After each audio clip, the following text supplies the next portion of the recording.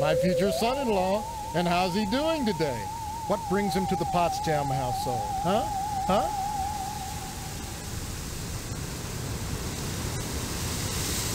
Oh, you'll have to ask the missus about that.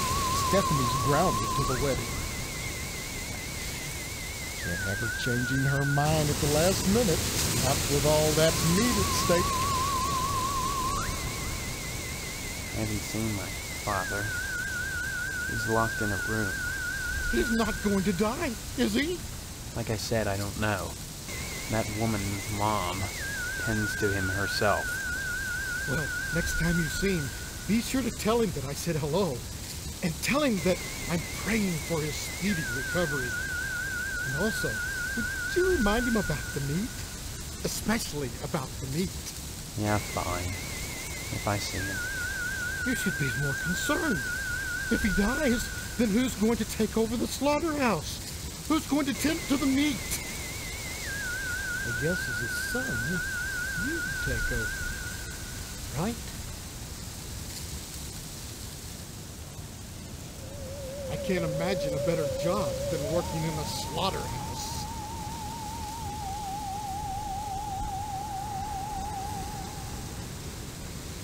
Sure, it'd be just dandy. And you can't argue with success. Everyone in Harvest gets their meat from your dad.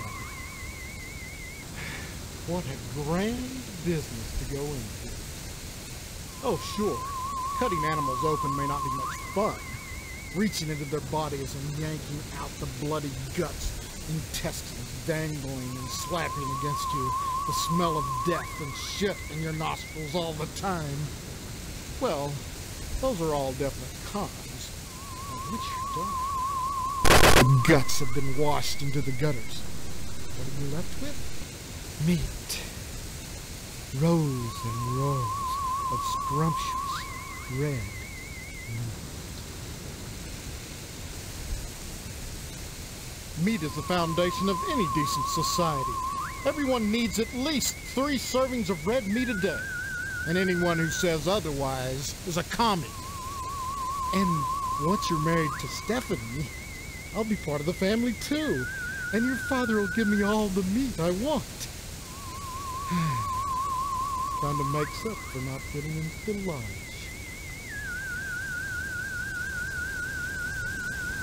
Why are you so anxious to get into the lodge? There's wonders inside. I've heard there's more meat in there than they know what to do. Now that you're of age, Steve, you might go down to the post office and fill out a lodge application. They're always looking for new blood. Tell me about this wedding. Well, it looks like we're going to have to hold the wedding down at the funeral parlor, since I'm not a member of the lodge. Mr. Moynihan has given his okay, and your father is going to cater the affair with plenty of meat.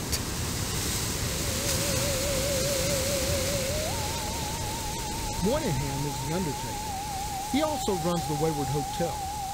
Since he's providing the space for the wedding, you might stop by and say hello to him, just to be sociable. But whatever you do, be sure to say hi to your father for me. Will you do that? Tell him hi, and remind him of the meat.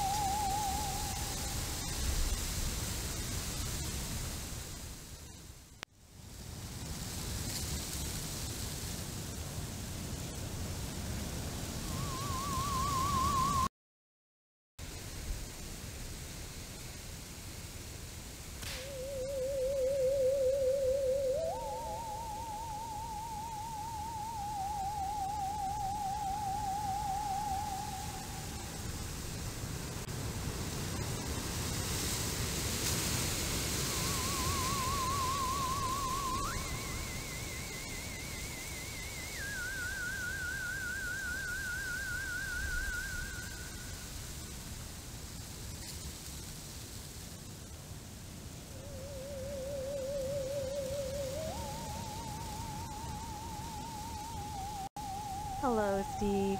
Have you flossed today?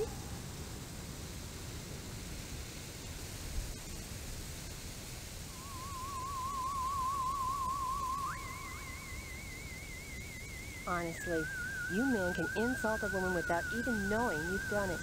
What a horrible thing to say. We're both standing around baking cookies. Same cut of dress. Same pearls. So bizarre. There's nothing bizarre about baking cookies. The Harvest Charity Bake Sale is Friday, you know, and by gosh, Mrs. Marvin Pottston Jr. can be counted on to do her share.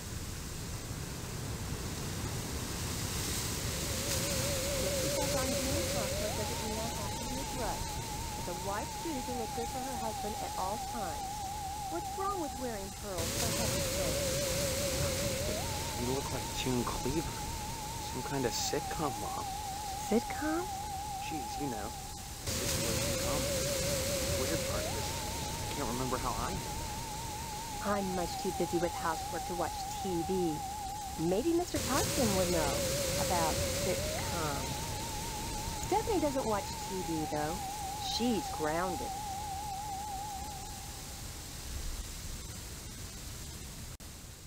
You mustn't be too hard on Mr. Pottston, Steve. He's a disappointed man. No matter how many lodge admission forms he fills out, they keep turning him down. He has a new application in, though, so keep your fingers crossed. If he joins the lodge, you and Stephanie can have your wedding in the Chapel of Love, rather than over at Moynihan's place. What can you tell me about the lodge? Just that they're exclusive and secretive. If you're curious, you want to take up a lodge application at the post office and take it over to the sergeant-at-arms. Isn't that a thought? Forget Mr. Pottston. If you became a member of the order, we could hold the wedding inside the lodge. My, wouldn't that be lovely? Tell me about this wedding. Well, it's set for 3 weeks.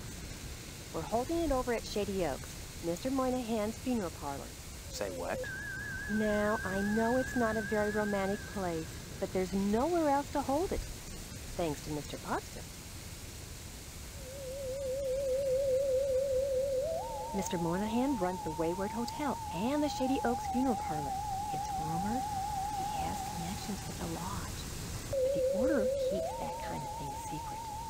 So Mr. Pottston has tried to get him to put in a good word for his lodge application, but so far...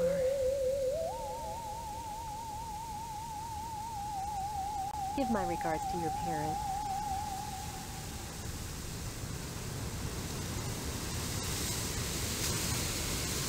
Sorry. You'll have to ask Mrs. Potsdam for permission to see Stephanie. She's in the kitchen.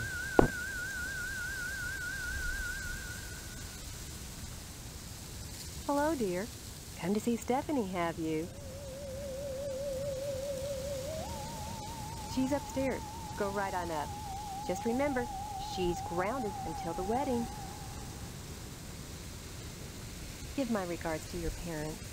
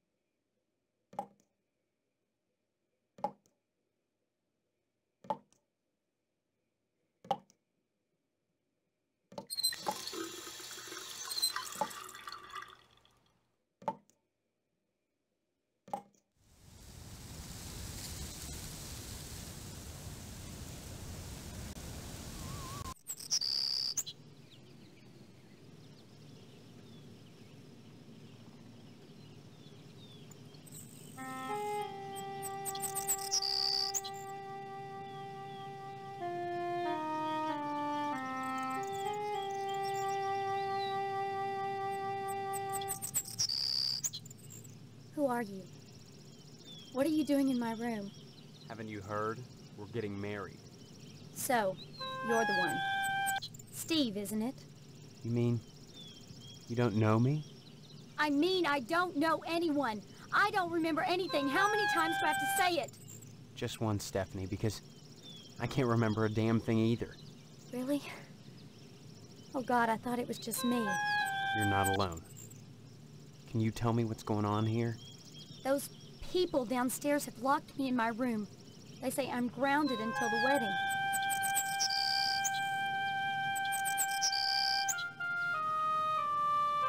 They claim to be my parents. I can't dispute it because I can't remember for sure one way or the other, but it doesn't feel right.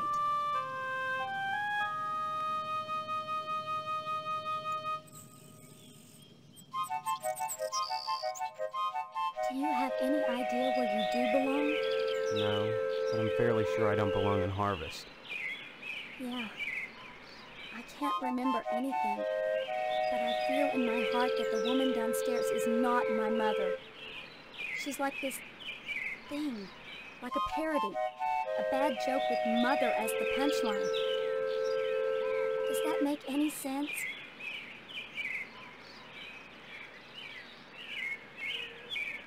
I'm glad I'm not the only one who sees it that way.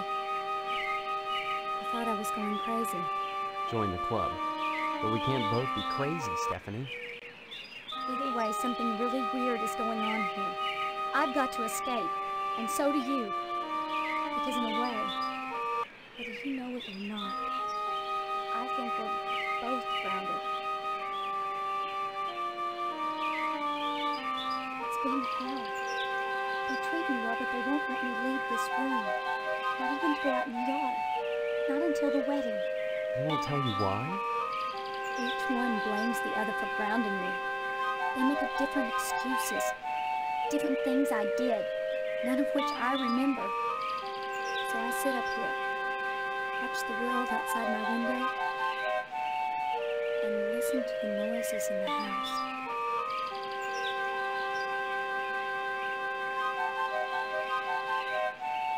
Every morning, a weird boy comes to the house and picks up the paper.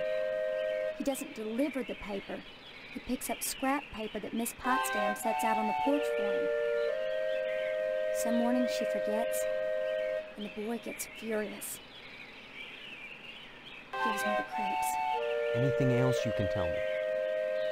I hear these weird scraping sounds in the bathroom sometimes. Like something is sliding along the wall. Claws, maybe. And Mr. Potsdam. I don't like the way my dear daddy looks at me. Both of them are always watching me. But especially him. You don't think they're dangerous, do you? I think this whole place is dangerous. I think we've got to escape. Before it's too late.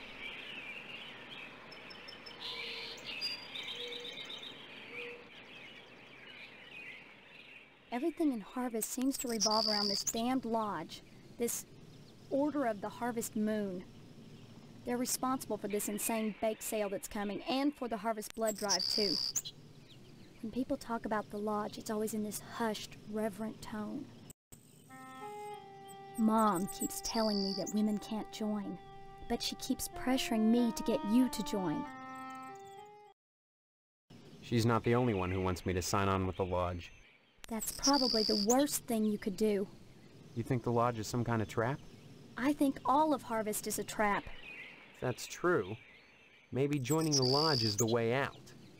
Look, why not explore the town a little? I can't get out of here, but if I could, that's what I'd do. Maybe you can figure out what's happening here without going anywhere near the lodge. You're really afraid of the lodge, aren't you? I look at that building, all lit up at night, and I get scared. I mean, look at the damn thing. Seem like a harmless bunch of Masons to you?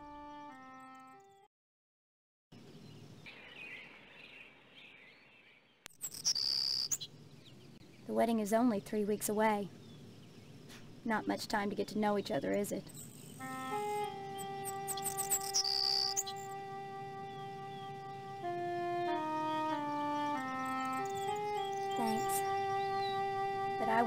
necessarily anyone with things, you know, as they are. Yeah, well, they can't force us to go through with it. If it comes down to it, we just won't take the vows. I don't think anything in Harvest is that simple. Too many people are determined that we get hitched. Why? Potsdam wants the meat your father promised him. Your parents want to force you to settle down.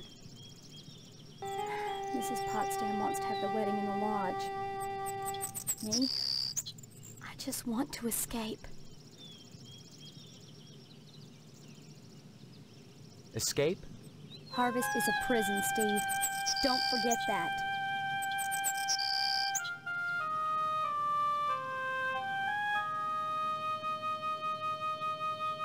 Of course I'm right.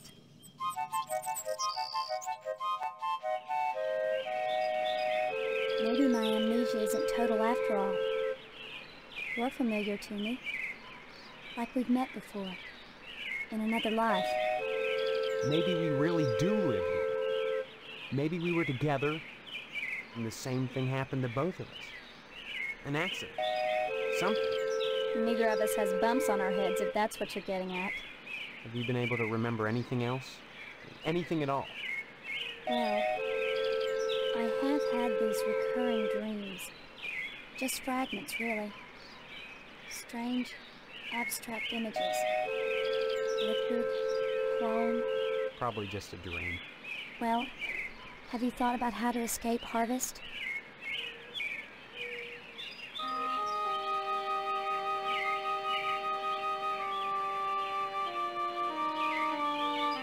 You're not making sense.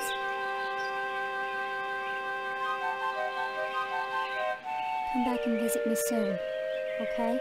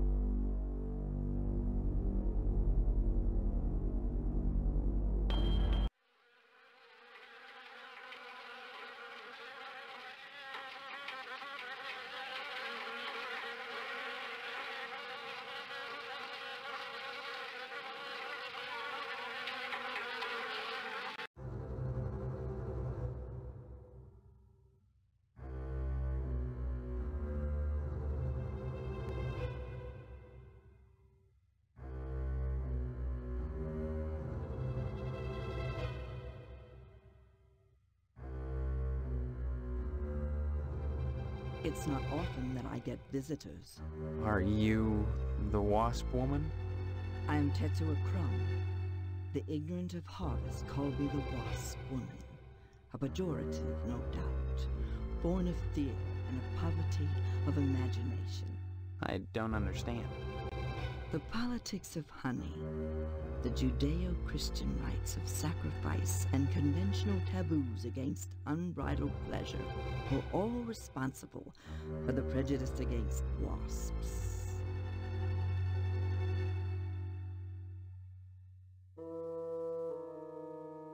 Regard the wasp. Wasps produce nothing for others, but only for themselves. Wasps build nests and more wasps, nothing more. They spread into eaves and attics, not to make honey for supermarkets, but to buzz and rustle on their own paper, perpetuating their own agenda, growing stealthily, surely. The most relentless of insects.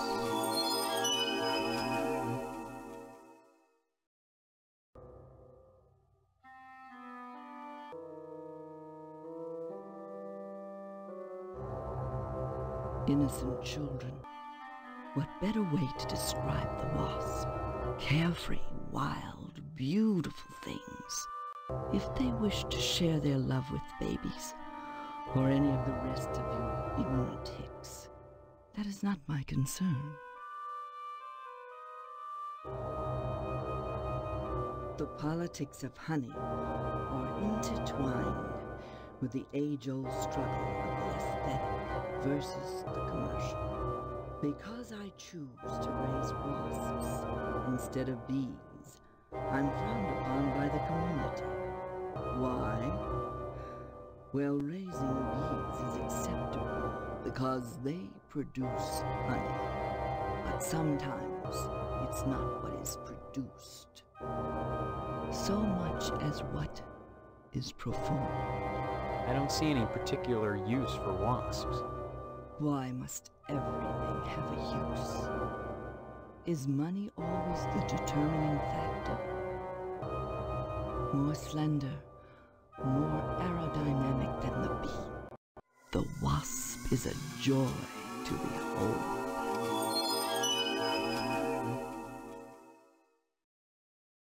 Beautiful and juicy.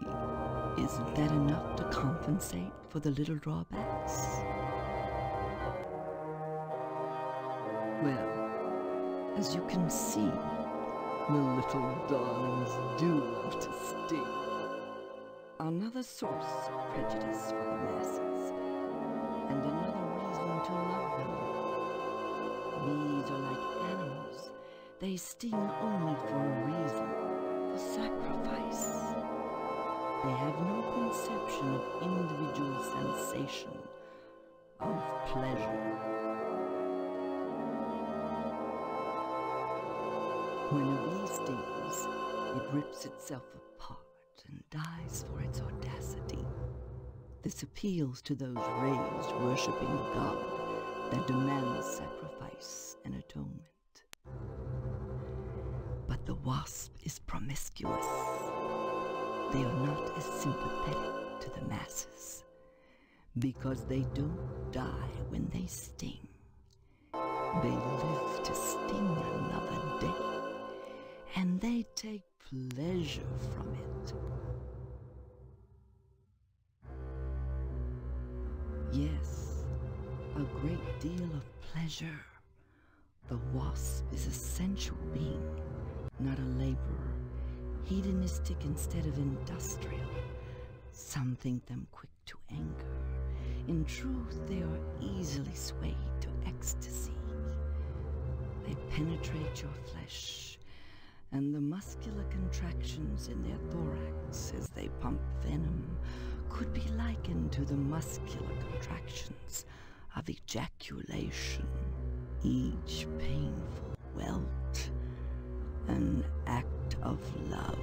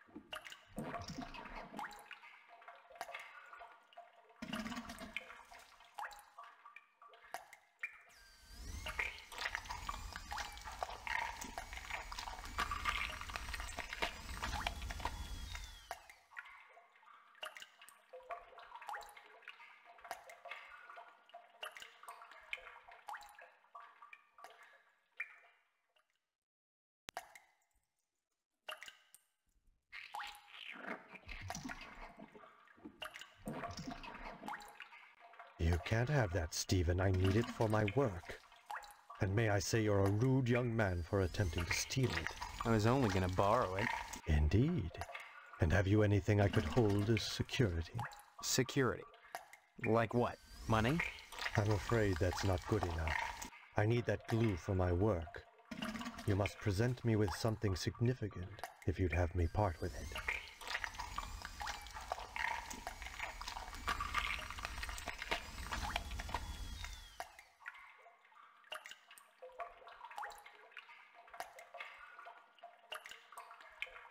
Stephen. Who are you? I am Daniel Moynihan, mortician and proprietor of the Wayward Hotel. Most people ask me why I don't remember their names. Well, you always were a kidder, Steve. Besides, as one who deals with the dead, I try not to involve myself in the affairs of the living. Your loss of memory is of no concern to me, true or false. Ironic, considering my recent involvement in a charity event. What are you talking about? My complaints were central to the scheduling of the upcoming Harvest Bake Sale. I'm gratified the Order of the Harvest Moon got involved. The proceeds will certainly help cover my losses. This bake sale is a joint effort of the Harvest PTA and the Order of the Harvest Moon. The proceeds will be used to set up a fund for transients. In other words, bums and societal rejects without families who wander into harvest uninvited. Then the Order is setting up shelters for the homeless? Not shelters. Graves. You see a great number of these hobos die while passing through. Don't ask me why, it's what those people do. Use your common sense, Stephen, memory or no. If they were involved in setting up homeless shelters, then why would I be involved? And why would I be sustaining losses? As always, the Order of the Harvest Moon has taken the lead in addressing our societal ills. Through their sponsorship of the blood drive and the bake sale, the lodge ensures that all our needs are met. Needs? Such as? Pardon me, there are courses to prepare, and my losses have been substantial of late. If you're sincerely interested in the Order, however, you should stop by the lodge and speak with the Sergeant-at-Arms. Why should I be interested, Mr. Moynihan? Of all the spots in Harvest, the lodge is the most prominent, literally and figuratively. It is the ambition of everyone here to join, and join you must to attain wisdom. What kind of wisdom? If I knew, I'd be a member. I have the feeling you have what it takes to join the Order, Stephen. We all believe that.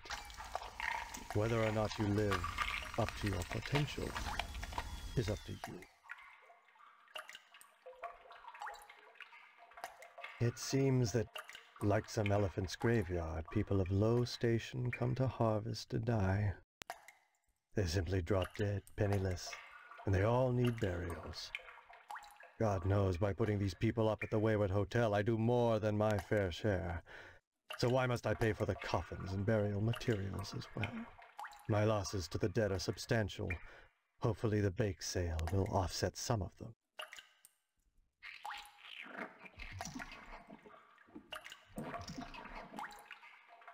Yes, I prepare them. I use this astro glue to close my autopsy incision rather than sutures. It's much faster, more efficient. Of course, it only holds for a short while, but once they're in the ground, who cares if they split open? They will anyway. The pressure of the gases and the worms pressing outward, rupturing the cavity open. So why bother with fancy needlework? A cold-blooded approach. But what of my losses? Do you realize if it weren't for the efforts of the Order of the Harvest Moon, the bake sale and so forth, even with the Wayward Hotel, I'd be hard-pressed to stay in business. As owner of the only hotel in town, I do my best to accommodate any hobo who straggles into town, vacancies permitting.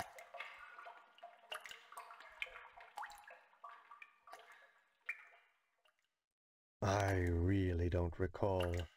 We get so many low-life dregs passing through here, I Can't remember every little death that occurs. Huh. Are there that many? As I said, sliced open on a mortician's slab, every corpse looks the same. Red and juicy. But surely you'd remember if these deaths were an unusual occurrence. You sound like you're launching some sort of investigation, Stephen. That would be most unwise. I'd say it's been a pleasure, but I find the company of the living so wearisome.